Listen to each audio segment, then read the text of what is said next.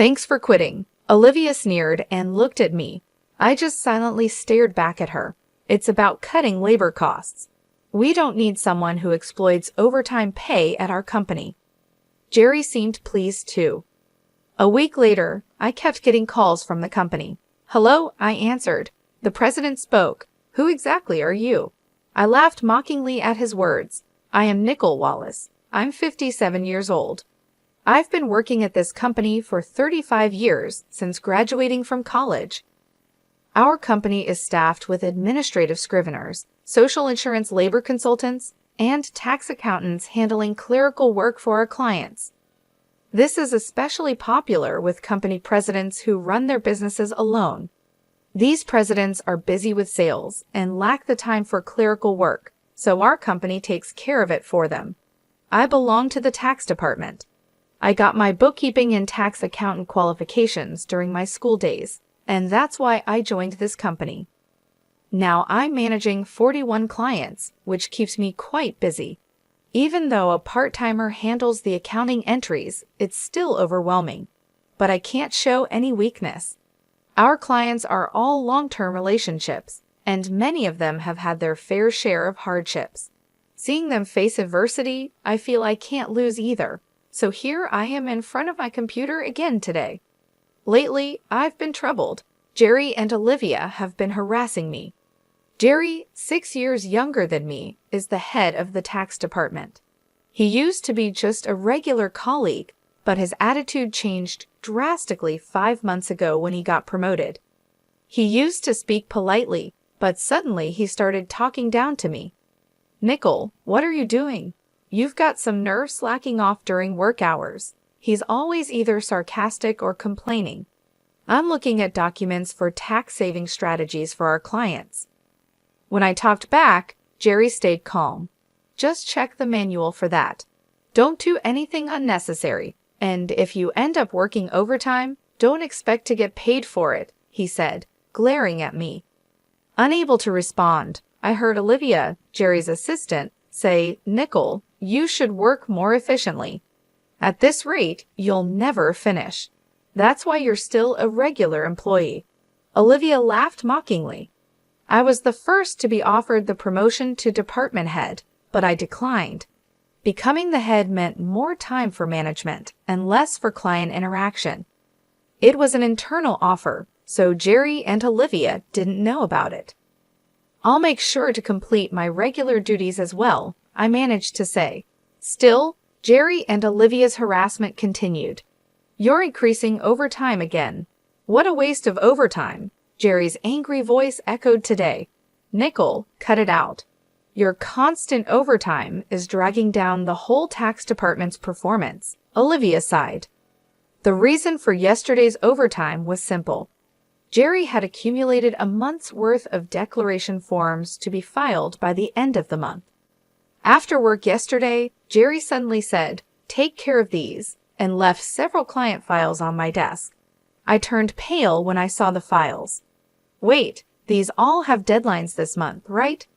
I asked in confusion, but Jerry was already packing up at his desk. I'm heading out. Take care, he said, and quickly left the office. Good luck, okay? Olivia followed Jerry out, laughing mockingly. Unbelievable. I sighed and opened the client files left on my desk. Some of the files were Olivia's responsibility. I sighed even deeper. I knew why Jerry was harassing me. They wanted me to retire quickly. I have more experience and deeper knowledge in taxation than him. So other members of the tax department come to me with their questions instead of Jerry. There are other reasons why everyone avoids Jerry. He looks greasy and unapproachable. The only female employee who stays near him is Olivia. Jerry likes young women. That's probably why he wants me to retire, so the other female employees will rely on him more. It's such shallow thinking. It gives me chills. There's also the fact that he simply doesn't like me. Olivia was harassing me to curry favor with Jerry. Jerry evaluates the performance of the tax department, so she probably wanted to undermine me to get a good evaluation from him. Anyway, I have to manage these declarations. I have to prepare the tax declarations for my assigned companies, but it looks like I won't finish today's work either. If I try to claim overtime, I'll just get complaints from Jerry and Olivia. So I resigned myself to unpaid overtime. Then, one day, I was suddenly called to the president's office. Our company had just had a change of president. The original president's father had been managing the company since it was founded, and he had recently handed it over to his son. The son had always worked at another company and wasn't fully familiar with ours, but he had to take over because his father had suddenly fallen ill. "Excuse me," I said as I entered the president's office. I noticed Jerry and Olivia there, both with unpleasant smirks on their faces. "Why are Jerry and the others here?" I muttered quietly so no one else could hear. In this tense and strange atmosphere, the president spoke. "Nicole, we'll need you to resign by the end of this month." "Excuse me? What do you mean?" I asked, my mind spinning. "I heard from Jerry and Olivia that you've been overbilling for overtime. Other members of the tax department have only about 16 hours of overtime per month, but Nicole, you're already over 83 hours. Don't you find that odd? Jerry and Olivia have 0 overtime this month. Impressive, right?" The president looked at me sternly. The reason my overtime was so high this month was that I was doing Jerry and Olivia's work. But if I said it was Jerry's instructions, it would seem like my own inability to manage time. So I just stated the facts. I haven't overbilled for overtime. It's because I couldn't finish my work within regular hours. The president sighed deeply. "I'm doubtful, but there's no evidence, so I won't pursue it further. However, we can't continue to employ someone who works that slowly, so I want you to resign." The president's mind seemed made up. Me being told to leave the company I had dedicated my entire 35-year career to. I was tired too. No matter how much more I did beyond my own work, it was never appreciated. Instead, I ended up having to take on Jerry and Olivia's work as well. "Yes, I understand. I'll resign at the end of this month."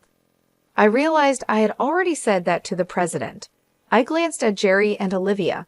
They were smiling smugly, looking very pleased. After leaving the president's office with them, Olivia looked at me and said, "Thanks for quitting." Olivia sneered at me. I just silently stared back at her. Jerry also looked down on me the same way. "We're cutting labor costs. We don't need someone who exploits overtime pay at our company." Jerry seemed pleased too.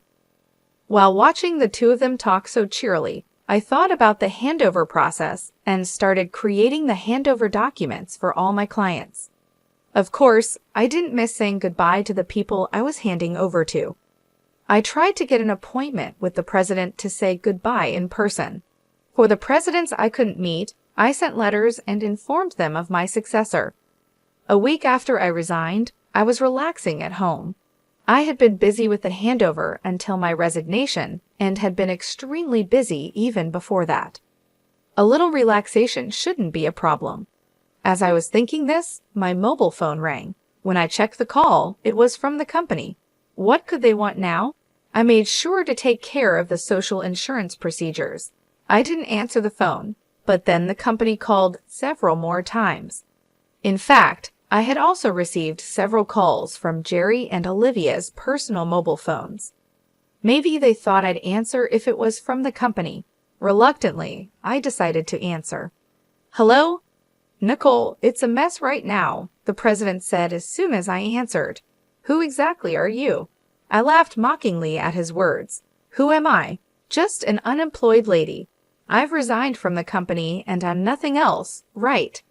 Then the president spoke urgently. "Since you left, we've had 55 calls to stop transactions with the company. Please come back immediately." The president said his piece and hung up. He must be really panicked. I guess I have no choice.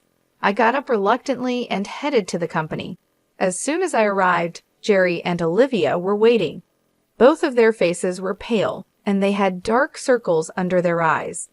"What's wrong with both of you?" I asked, surprised at their drastic change in appearance. Jerry glared at me and said, "Since you left, We've been getting calls one after another to stop transactions. Not just from your clients, but from prospective companies we were planning to introduce. What did you do? Olivia also looked at me with suspicion. I never thought Nicole would do something so underhanded. I'm truly disillusioned. The reason they both looked so haggard was probably due to dealing with the cancellations. I hadn't done anything to the clients, but I had a guess why they were canceling their transactions. Well, the cancellations might be unavoidable this time, I muttered. Jerry yelled, "So you did do something, didn't you? Get to the president's office now." He then took me to the president's office. "President, I brought her," Jerry declared forcefully as he opened the door. Olivia followed in a hurry.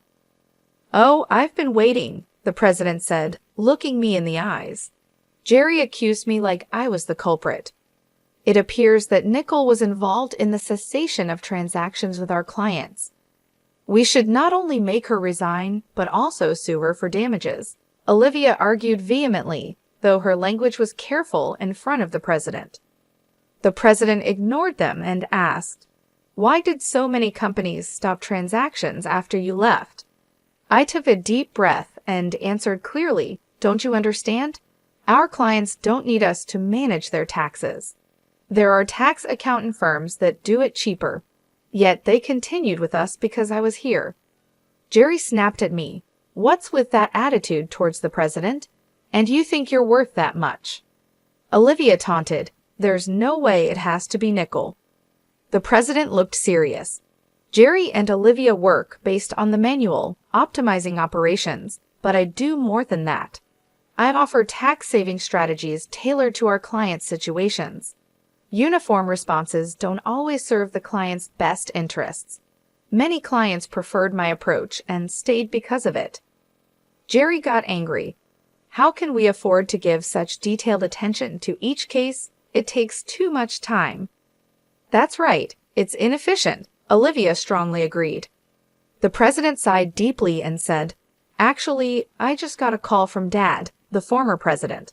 Some of the clients who stopped transactions had gone directly to him to negotiate about Nicole."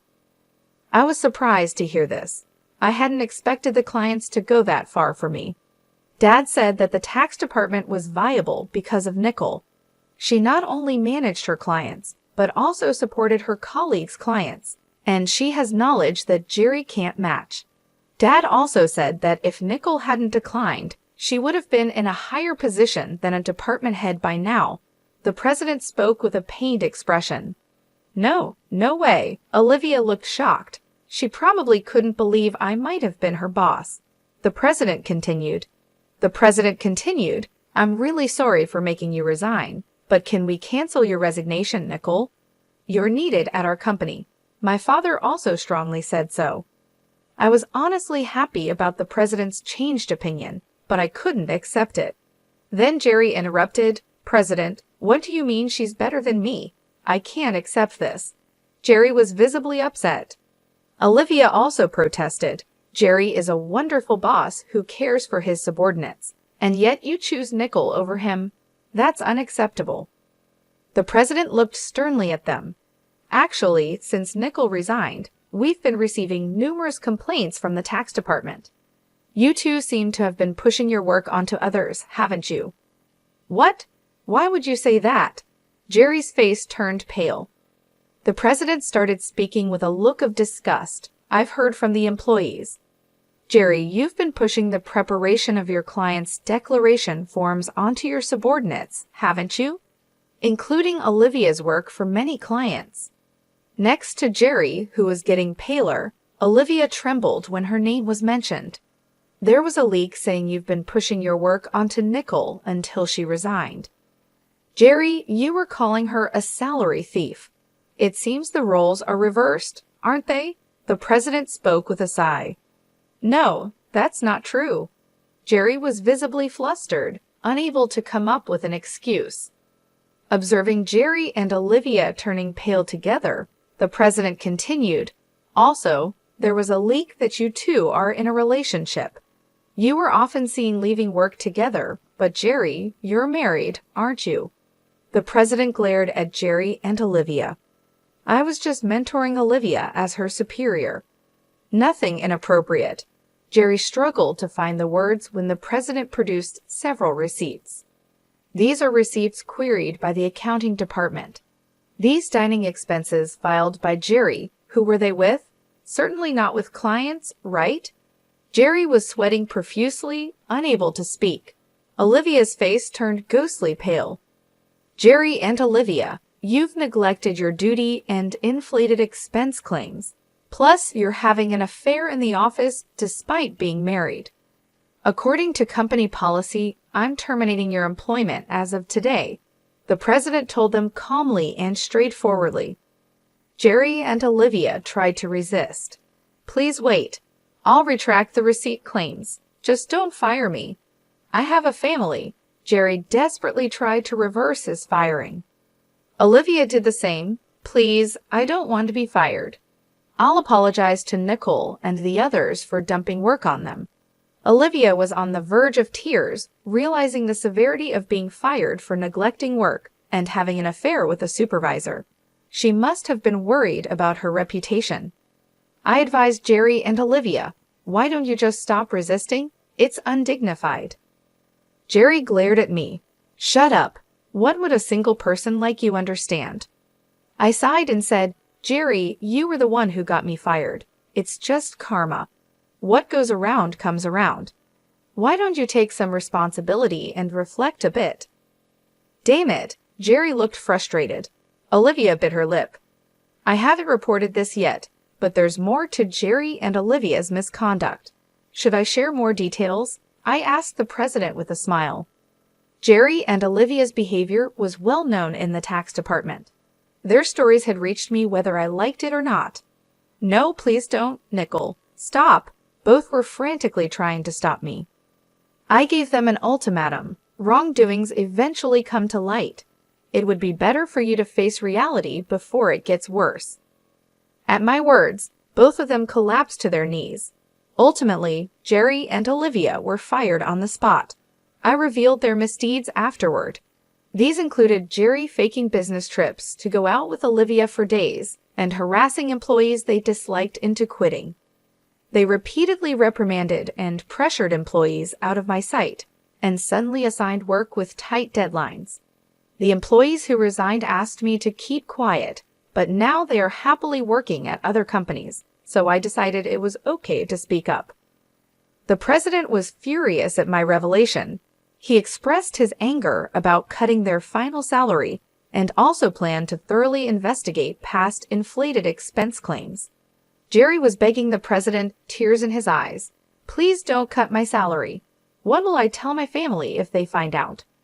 Eventually, Jerry and Olivia's affair was exposed to Jerry's wife, and Jerry ended up getting divorced. The two are now facing claims for compensation in the divorce lawsuit. I know this because, for some reason, Jerry contacted me. Please, can you persuade the president to reconsider the firing? Olivia and I are in a real bind now. Apparently, Jerry and Olivia are struggling to find new jobs. The tax industry is somewhat insular. If you commit too many misdeeds, word spreads quickly through the industry's network. That's why no one is willing to hire Jerry and Olivia. They need money for the divorce compensation and living expenses, so now they're working day labor at construction sites. People used to office work suddenly doing hard labor outdoors must be tough. Olivia often calls me crying, Nicole, please help. I just wanted a raise and a better life. I never really liked Jerry, and this situation is unbearable, Olivia would say, crying. However, Jerry and Olivia's predicament is their own doing. Many people, including myself, have been victims of their actions. So I told Olivia, this is all your own fault, Olivia. You can't undo what's been done. It will be hard to return to the same path. You're just going to have to deal with the hardships. No way, Olivia cried out in despair. This was the outcome of Olivia's actions. I hope she continues to regret her actions in the future. As for me, I'm still enjoying a relaxed lifestyle away from work. The president has been begging me to return, but I have declined. After being told to resign once, I don't think I'll go back. Sometimes I help out at a friend's tax office to earn a bit of money. Maybe once things settle down, I'll start my own office like my friend. In my own office, no one can complain about my working style. I can fully dedicate myself to my clients. As a tax accountant, I want to be on equal footing with my clients, not as a teacher, but as part of the service industry. My second life has just begun. I'm looking forward to delving into what I want to do next. Olivia's tears and pleas for help continued to come. "Nicole, please help. I just wanted a better life," she would cry. But her words didn't move me. The memory of the stress and harassment I endured because of her and Jerry was still fresh in my mind. "Olivia, you made your bed, and now you have to lie in it," I would tell her. "You can't expect sympathy when you showed none to others." "But it's so hard," Olivia would sob. "I never imagined it would turn out like this." "Actions have consequences," I replied. "You and Jerry brought this on yourselves. You can't go back and undo it. Now you have to face the results of what you've done." Olivia's cries of despair were the echoes of her own choices. It was a harsh lesson, but one she needed to learn. As for me, I found peace in my new routine. Helping out at my friend's tax office was rewarding. I enjoyed the work without the toxic atmosphere Jerry and Olivia had created. The president's requests for me to return became more frequent. "Please come back, Nicole. We need you," he would say. "I'm sorry, but I can't return," I would reply each time. "I appreciate the offer, but I've moved on." Starting my own office became a clearer goal each day. In my own space, I would set the rules. No more dealing with unfair treatment or office politics. I would focus on providing the best service to my clients, building relationships based on trust and respect. In this new chapter of my life, I could finally breathe. I felt lighter, free from the burdens of the past. My days were filled with purpose, and my nights were peaceful, free from the anxiety that had once plagued me. Looking forward, I saw endless possibilities. I could expand my skills, take on new challenges, and build something of my own. My second life was just beginning, and I was excited about the future. No longer weighed down by the negativity of my old job, I could now fully embrace the opportunities ahead. As I planned my new business, I remembered the support and trust my clients had shown me. They were the reason I continued in this field. Their belief in my abilities was the foundation of my new venture. With them in mind, I knew I would succeed. My journey had been tough, but it had made me stronger. Now I was ready to turn the page and start a new chapter. With renewed energy and a clear vision, I looked forward to what was to come. My past experiences had taught me valuable lessons, and I was eager to apply them in my new role. In the end, Olivia and Jerry's downfall served as a reminder of the importance of integrity and respect in the workplace.